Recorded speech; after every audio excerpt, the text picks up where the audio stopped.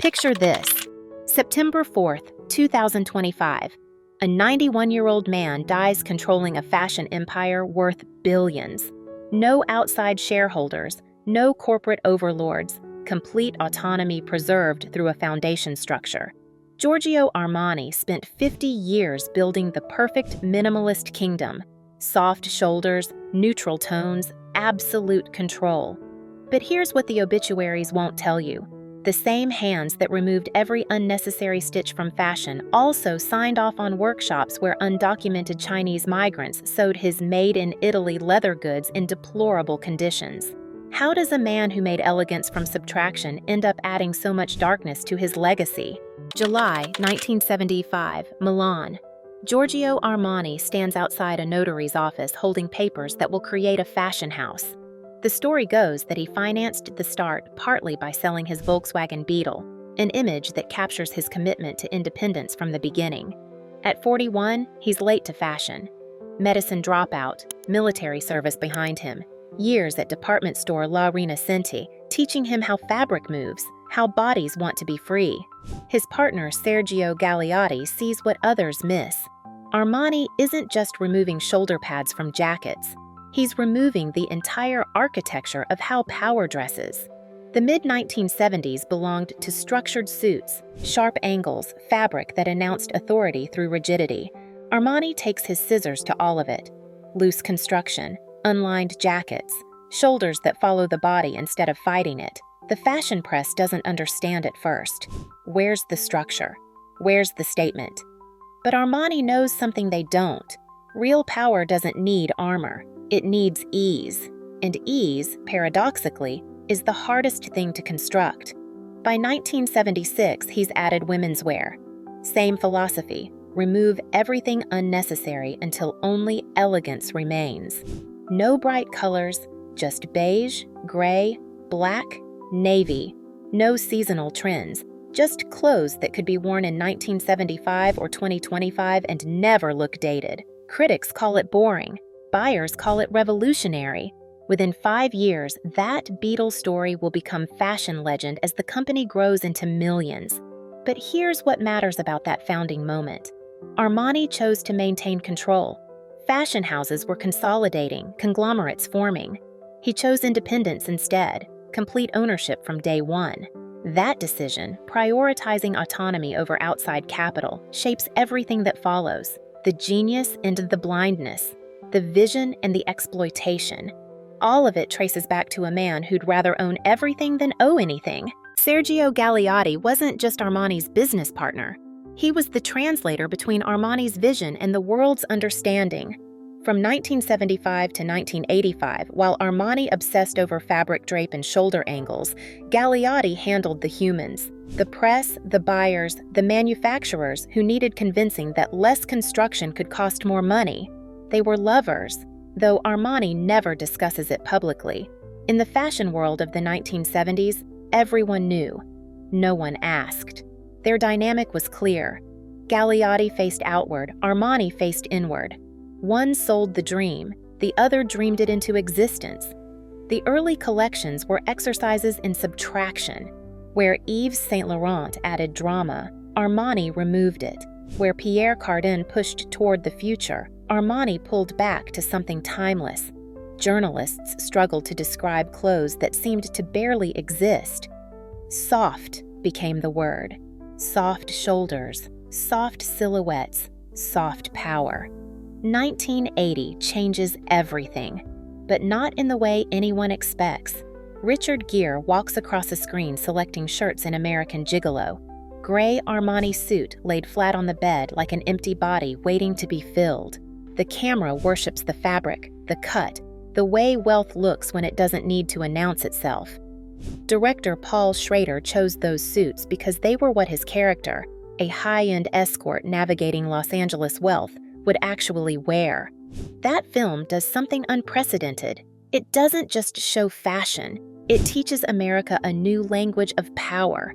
Within months, every executive wants those soft shoulders. The suit becomes synonymous with a particular kind of 1980s success. Subtle, sexual, expensive, without trying. But in 1985, at the absolute peak of this cultural moment, Sergio Galeotti dies. AIDS, though they don't name it publicly. One day, Armani has a partner, a translator, someone who shares the weight. The next day, he's alone with an empire.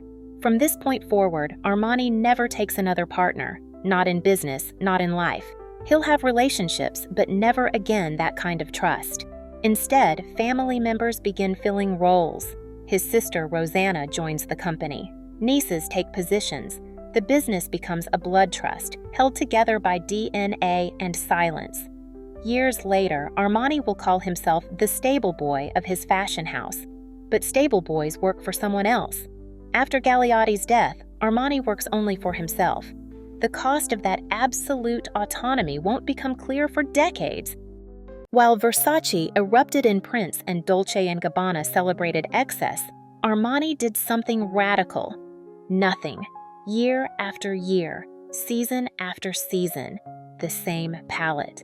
Navy, black, gray, beige, the same silhouettes, the same rejection of trends. Fashion journalists complained. Where was the evolution? Where was the excitement? But Armani understood something they didn't. In a world of constant change, consistency becomes the ultimate luxury. His customers weren't buying clothes, they were buying certainty. The 1990s brought expansion, but always through the minimalist lens. Emporio Armani had launched in 1981, same aesthetic, lower price point. Then came Armani Jeans, Armani Exchange, each tier maintaining the DNA while expanding the market. It was fashion's first true vertical integration. One vision, multiple price points, total ownership. But minimalism requires constant discipline. Armani maintained strict aesthetic control throughout his house. The design philosophy was unwavering. No unnecessary ornament, no chasing trends, absolute fidelity to the original vision. Designers who worked there understood the parameters. The aesthetic wasn't just a choice. It was doctrine. This discipline extended beyond clothes. Armani Casa launched, bringing the same reduction to furniture. Armani hotels opened, Dubai's Burj Khalifa, then Milan, spaces that felt like wearing his clothes. Neutral, expensive, somehow both present and absent. Even Armani restaurants followed the formula. Simple ingredients, perfect execution, no flourish. By the 2000s, the Armani aesthetic had colonized multiple industries. But here's what nobody saw. Maintaining that level of control required increasing compression elsewhere. The workshops producing made-in-Italy goods were pushed further into shadows. The supply chains grew longer, more opaque. The minimalism everyone saw was built on maximum complexity nobody was supposed to notice. Anna Wintour once said Armani understood power and attitude and elegance better than anyone. What she didn't say was that he also understood how to hide power's mechanisms. The clean lines distracted from dirty secrets. The neutral palette obscured the moral gray zones. Minimalism, it turned out, was the perfect disguise. 1996 should have been a disaster. Giorgio Armani pleaded guilty to bribing Italian tax officials between 1990 and 1991. 9-month suspended sentence, fine of roughly 100 million lire. The designer who'd built an empire on clean lines was caught with dirty hands. Except it wasn't a disaster. Armani claimed he'd been extorted by corrupt officials. Maybe true, maybe not. What matters is that the fashion world collectively shrugged. Sales didn't drop. Celebrities didn't flee. The scandal vanished into the neutral tones of his next collection. This was the privilege of independence. No shareholders to answer to, no board to appease.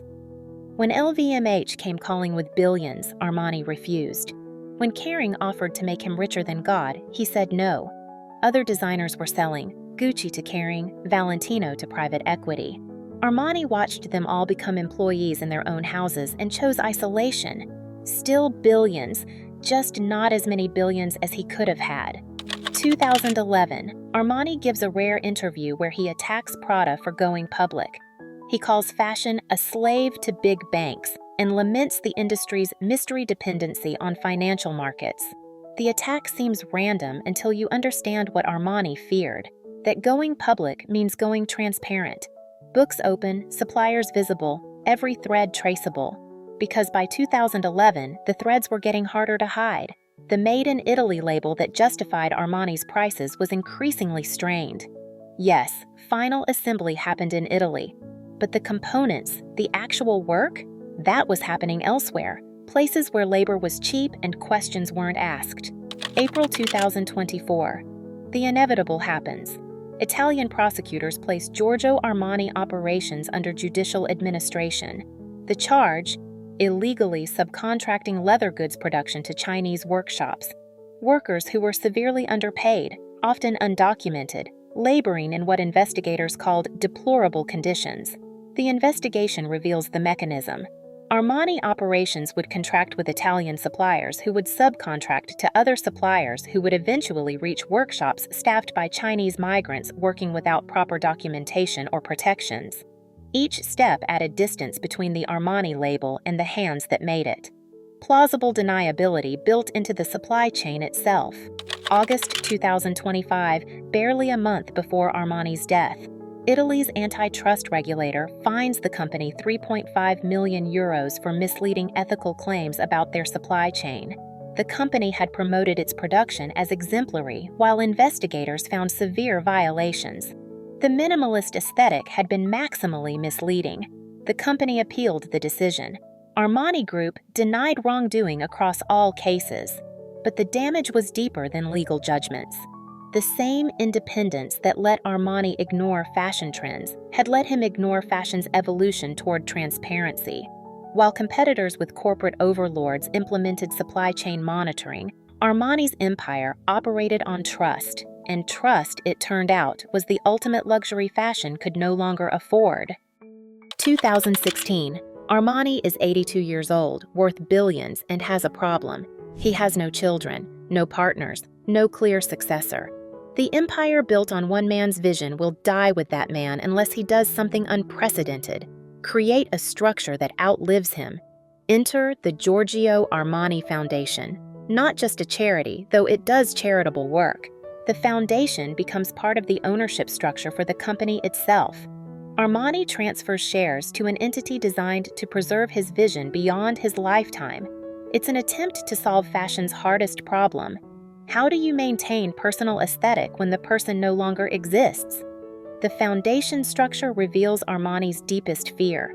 Not death, he's Italian, he's pragmatic about mortality. The fear is dilution.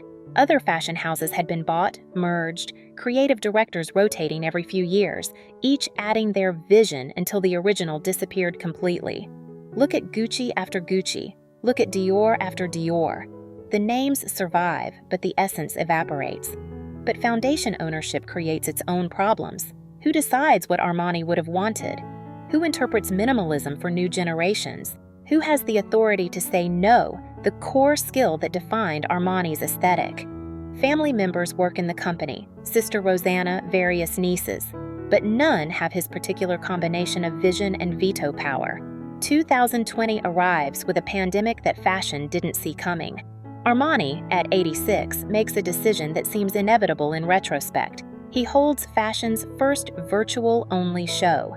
No audience, no spectacle, just clothes on models in empty rooms. Critics call it necessity, but look closer. This was Armani's aesthetic taken to its logical conclusion. Fashion without fashion's apparatus. Pure product, no performance. He even converts Italian factories to produce medical garments. The same facilities that would later be under investigation for labor practices now making PPE for hospitals. The irony was lost on nobody, but the gesture mattered. In crisis, Armani did what he'd always done. Removed excess, focused on function. September 4th, 2025. Giorgio Armani dies at 91, just weeks after his company celebrated its 50th anniversary in July. The foundation structure he created holds. The company remains independent. The aesthetic continues. But here's the question nobody can answer. Is it still Armani without Armani? Fashion houses become museums when their founders die. They preserve looks instead of creating them. They reference archives instead of writing new chapters. The Foundation might preserve Armani's company, but can it preserve his philosophy? Can minimalism be inherited, or does it require the specific hand that knows what to cut? The Armani aesthetic lives on in every boardroom, every minimalist collection, every designer who discovers quiet luxury like it's new. Models walk runways in neutral tones that trace back to 1975 Milan. The soft shoulder remains fashion's default power move. Critics debate whether his consistency was discipline or stagnation. The market renders its verdict in billions. But removal is an action.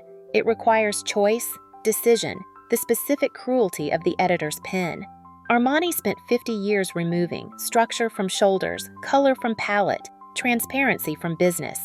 Each subtraction looked like simplification. Each was actually compression, pushing complexity where it couldn't be seen. Those Chinese workshops where migrants labored in deplorable conditions. That was minimalism's shadow. Those tax bribes, those ethical violations, those carefully maintained silences, all of it hidden beneath clean lines and neutral tones. Armani proved fashion could be honest. Then he proved honesty could be costume. He died controlling a €2 billion empire through his foundation. No outside investors, no corporate interference, complete autonomy preserved even in death. The soft-shouldered suits that freed bodies from structure built a different kind of cage, one made from control so complete it became invisible. Fashion still copies Armani's aesthetic. Every season, some designer rediscovers neutral palettes and calls it revolutionary. But they copy the surface, not the system. They reproduce the minimalism without understanding that simplicity was never simple. It was a choice to make other choices disappear. The Foundation preserves his company. Museums preserve his designs. Hollywood preserves his influence. Every understated suit in every boardroom scene owes something to that American gigolo moment. But what preserves the contradiction? Who remembers that fashion's greatest minimalist was also its greatest withholder? Giorgio Armani removed everything unnecessary from fashion. In the end, that included accountability, transparency, and ultimately, himself. The empire remains, controlled by a foundation bearing his name, selling clothes to people who will never know what their elegance cost. He built the perfect minimalist kingdom. Now it rules through absence, which was maybe always the point. Fashion's quietest revolution ends exactly as it began, with subtraction, with silence, with the specific genius of knowing what to hide.